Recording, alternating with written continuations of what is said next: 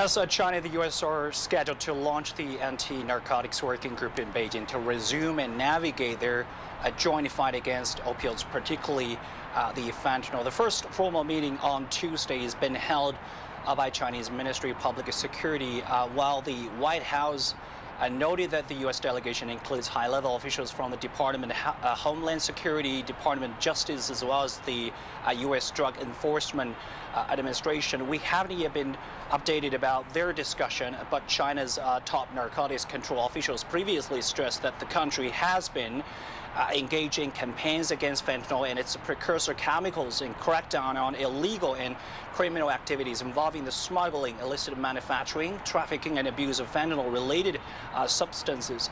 Amid the geopolitical tensions between China and the U.S., the counter-narcotics cooperation was among the topics Chinese President Xi Jinping and his U.S. counterpart Joe Biden agreed on during their summit in San Francisco last November. To deliver on that, the U.S. side has immediately lifted sanctions on relevant Chinese law enforcement institute, and China also issued a public notice warning export orders of 51 precursor chemicals, mainly for the United States and Mexico, may face what it called long-arm jurisdiction and even sting operation.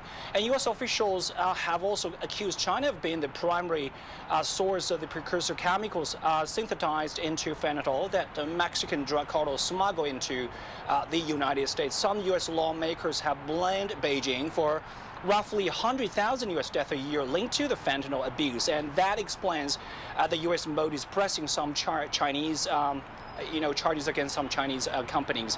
And Chinese Foreign Ministry also said China firmly opposes smears and unilateral sanctions under the protest of fight against drugs. It says that the Chinese government has always enforced rigorous anti-drug measures with the strictest drug control policy in the world, and its efforts widely recognized by the international community. Adding to that, China referred to the U.S. as, quote, a black hole and a source of problem for global drug control.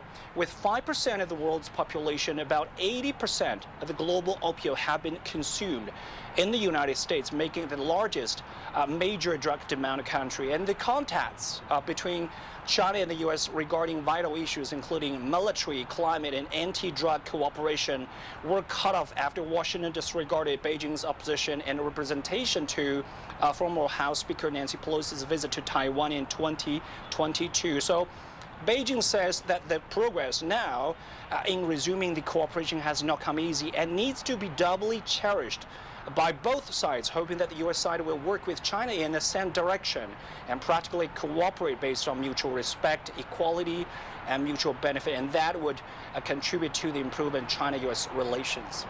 Back to you. All right, thank you so much, Zhou Jiaxin in Beijing.